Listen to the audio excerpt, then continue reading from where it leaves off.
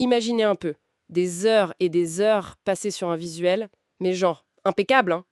Un budget conséquent investi pour que la campagne soit nickel. Et au final, rien. Le néant côté vente. C'est rageant, non? Ah oui, carrément frustrant. Et c'est pile la question qui revient dans les documents qu'on a reçus cette semaine. Alors, on va creuser ça ensemble. Sur Meta, est-ce que l'esthétique d'une pub, c'est vraiment ça la clé du succès? Ou est-ce que c'est un vieux mythe, une idée complètement dépassée aujourd'hui? C'est une super question, parce qu'il y a une vraie tension. Si on regarde un peu en arrière, c'est vrai que l'esthétique, ça a longtemps été primordial. Pense aux affiches de la belle époque, ou même aux pubs iconiques comme celle d'Apple en 84. Oui, des classiques. Voilà. Mais aujourd'hui, le digital, piouf, c'est autre chose. C'est une jungle, tout le monde crie en même temps, et c'est l'algo et la data qui mènent la danse. La beauté toute seule, elle se noie un peu. Elle suffit plus, quoi. Pourtant, on a ce réflexe, ce truc presque instinctif de se dire «Ah, ce qui est beau, ça attire l'œil, donc ça doit vendre». C'est logique, non? Difficile de s'en défaire quand on lance une campagne. Bah oui, c'est humain comme intuition, mais c'est un peu un piège dans cet écosystème méta, tu vois. L'algorithme, il est balèze pour trouver des gens potentiellement intéressés. Le job de la créa, en fait, c'est surtout de stopper les gens dans leur scroll frénétique. Ah oui, briser le défilement. Exactement. Une belle image, ok, ça peut attirer l'œil une demi-seconde. Mais est-ce que ça fait arrêter quelqu'un? Est-ce que ça pousse à cliquer, à agir? Souvent, le joli tout lisse, ils se font dans la masse. Ils marquent pas assez. Alors, si le beau ne suffit pas, sur quoi on doit vraiment mettre le paquet?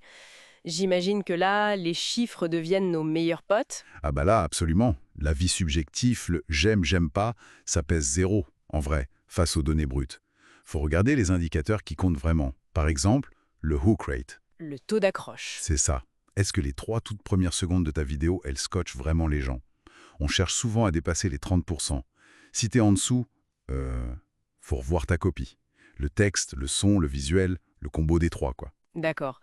Et après l'accroche? Après, t'as le hold rate. Est-ce que tu gardes l'attention des gens?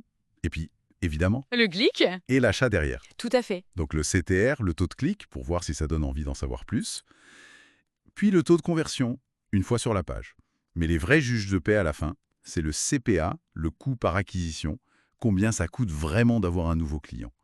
Et le ROAS, le retour sur investissement publicitaire. C'est ça qui dit si on gagne de l'argent ou pas, en fait. Voilà, ces chiffres-là, ils montent pas. Et pour les avoir, et qu'ils soient fiables, le suivi technique, c'est la base. Le fameux pixel méta, l'API conversions, sans ça, on navigue à vue.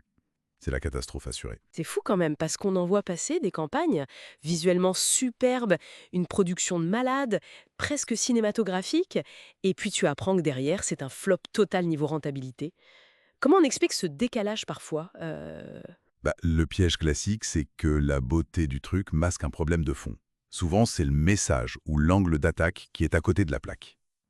Ah oui, oui. Ta pub peut être magnifique, mais si elle parle aux mauvaises personnes, ou pire si elle vante un produit, à quelqu'un qui n'a même pas encore conscience d'avoir le problème que ton produit résout, l'esthétique ne sauve rien du tout. La stratégie est aux fraises. Et à l'inverse, on tombe parfois sur des pubs, comment dire, un peu brutes de décoffrage, quoi. Ah, ah oui, Le genre de vidéo témoignage filmé au smartphone, ça bouge un peu, la lumière est pas top, et pourtant ça explose les compteurs. Ça défie complètement la logique du beau, non? mais carrément. Et ce côté moins joli, voire moche pour certains, ça marche souvent parce que dans ce flux de pubs ultra léchées, parfaites, l'imperfection, le côté fait maison, ça crée une rupture, ça fait vrai. L'authenticité. Exactement. Ça sent l'honnêteté, ça crée une connexion plus humaine. Là où le trop beau peut sembler froid, distant, un peu publicitaire, quoi. L'authenticité brute d'un témoignage client pas scénarisé, ou même une image statique toute simple, mais avec un titre hyper percutant qui touche direct une douleur client, ça peut être 1000 fois plus efficace. Même un truc très direct en retargeting. Ose. Donc, si je résume bien, l'énergie, le temps, le budget, faut pas les mettre en priorité sur le vernis esthétique, mais plutôt sur le fond, la stratégie créative. C'est exactement ça. Ce qui fait vraiment la différence aujourd'hui, en 2025, c'est une stratégie créative qui est ancrée dans la compréhension profonde de l'audience. Il faut aller creuser, mais vraiment, c'est quoi leurs vrais problèmes, leurs désirs cachés, leurs freins, leurs croyances? Écoutez ce qui se dit dans les commentaires, sur les forums, dans les avis clients. le fameux social listening. C'est une mine d'or. Et une fois qu'on a compris ça, Eh bien, on construit des angles marketing pertinents. On adapte le message au niveau de conscience de la personne en face. On ne parle pas de la même façon à quelqu'un qui découvre à peine son besoin et à quelqu'un qui compare les solutions et est prêt à acheter, tu vois. logique. Et cette stratégie, concrètement, dans la pub elle-même, ça donne quoi? Ça donne des accroches fortes qui combinent bien le texte, l'audio, le visuel. Un message simple et clair par pub. On peut s'aider de frameworks comme PAS, problème, agitation, solution, mais il ne faut pas que ça devienne une recette rigide.